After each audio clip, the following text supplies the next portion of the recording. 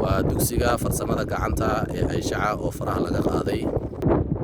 sida noo muuqata waxaad arkaysaan bilicda meesha ka muuqata guryaha inta leegan gaarada inta leeg waa design cusub oo si qurux badan tayo loo dhisay kulli ala qolqol baan mari doonaa oo arki doontiin qarash yar baa ku baxay laakiin sida tayo loo dhisay wada arkaysaan waa dhismayaasha aad u jeedeen bilicda inta leeg leh quruxda sidaas oo qurux badan faraha laga qaaday sida muuqato halkan waa hangaarkii weynaa ee cuntada lagu cunay aad iyo aad buu qurux badan yahay sida muuqata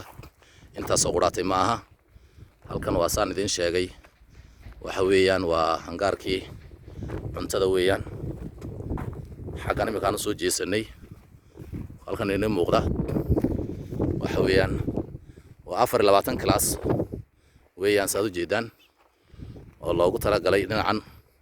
soo jeed iyo sii jeed bay kala yihiin qaybta soo jeeda 12 class ah iyo sii jeedka isaguna 12 class ah isagoo waa classkii wax lagu baranay weeyaan xaga waxa inooga soo muuqda saad arkaysaan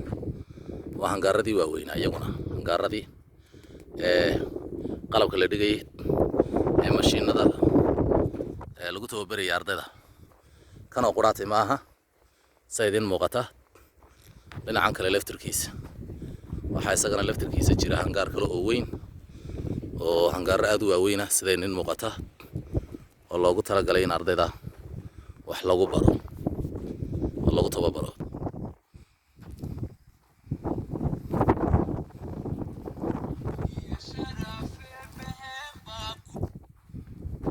halkan waxa idin ka muuqda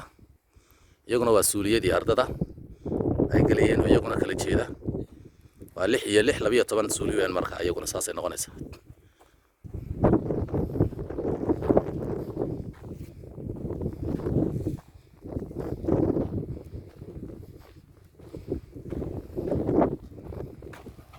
halkan waa hangaar kale isaguna saad arkaysiin waa hangaar kale isaguna hangaarada wax lagu talagalay wax lagu bartaa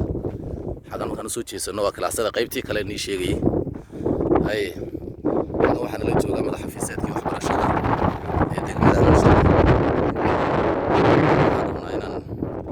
walaa aad warbixin kooban naga siiso dhismahan cusub iyo dugsigan farsamada sidii loo abaabulay iyo ujeedada iyo wuxuu fulinay marxim horta kulli guud ahaan mataqaana saad u aragtaan guryahan waa guryo ay dhiseen qurba joog ka soo jeegta degmada Ayshaca oo is abaabulay iyagu iskooda isku abaabulay ayaa mataqaana ugu deeqay shacabka inay u tusaan farsamada gacanta maadaama oo wind project uu xagan ka socdo mashruuca wind project la yiraahdo hawada dabaysha si taa ay shacabku uga faa'iideystaan dadka farsamada gacanta lagu barayo inay halkan ka soo baxdo ayaa waxa windiga iyo si looga faa'iideeyo ayaa waxa mataqaana ayaa loo sameeyay guud ahaan waxa weeyaan mashruucan waa la dhameystiray oo 2014kii bilowgiisa ayuu dhammeystirmay mashruucu laakiin waxaan rabnaa in xariga inta laga jaro 2014 sanadka cusub in hadii la mashaariicda la hirgelinayo in shaqada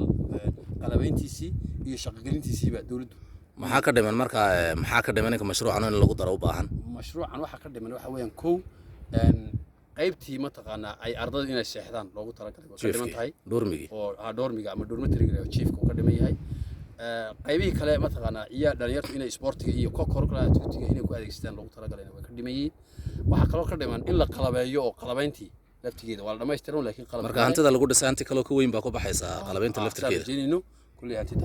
ma waxaad ka warantaa iyaga laftirkeeda ragga qandaraaska qaatay ee iyagu laftirkooda u dhisay bal ka waran say qaabka u dhiseen tayadiisa bal ka warbixi waragto mashruucan waxa weeyaan mashruuc aad loo taayay oo dhismihiisa grounding soo bilaabay oo aad maadaama mashruuc la rabo inuu waqti dheer qaato guryaha aad loo dhisay aad loo dhisay waa la taayay tayadaasi kaloo saan tayo badan inaan loo idin muuqata waa qolalka saa quruxda badan leh xagan waa qolalka jeefka qaybtii kale idin tusay waa sida marka raggii qandaraaska qaatay shirkadii engineer Zeyno iyo Robert Daahir aad si tayo leh u dhiseen guryahan aad arkaysiin footing baa laga soo dhulka la soo qoday cagaa loo soo sameeyay sidii bandarada oo kale sidaas baa loo soo dhigay maadaama dhulku jilicsan yahay si aynan u dhow ayna dhibaato ugu yiman marka sida la tilmaamay waxaa ka maqan qaybtii jiifka iyo qalabayntii iyo qaybihii kale maartay kubadaha iyo ciyaaraha kala duwan waxa qaybaha oo dhan maartay intanba qurba joog iyo dad lexjeclala oo degmada ka soo jeeda ayaa fuliyay marka waxaan rabnaa sidaas la mid ah in iyagana ay aad maartay maxay dhaqay lexjeclada sida u yeesheen si la mid ah idinkuna u yeelatiin oo intiin waxaan baaqinay diray aniga Nuur Xasan Jaamaca in inta hadhayna aad dhamaystirtaan oo qurba joogtaasi ay u soo dadaalaan si bulshada degmadu ay uga faa'iideysato oo jiifkii iyo waxbarashadii oo dhameystiran ba loo helo deegaankuna markaas ugu miisaaniyad ahaan u aqbalo sidii ku socon lahaa running cost-iga isagu bixiyo fariinta ma dirayna wad maasantiin wassalaamu calaykum wa rahmatullaahi wa barakaatuh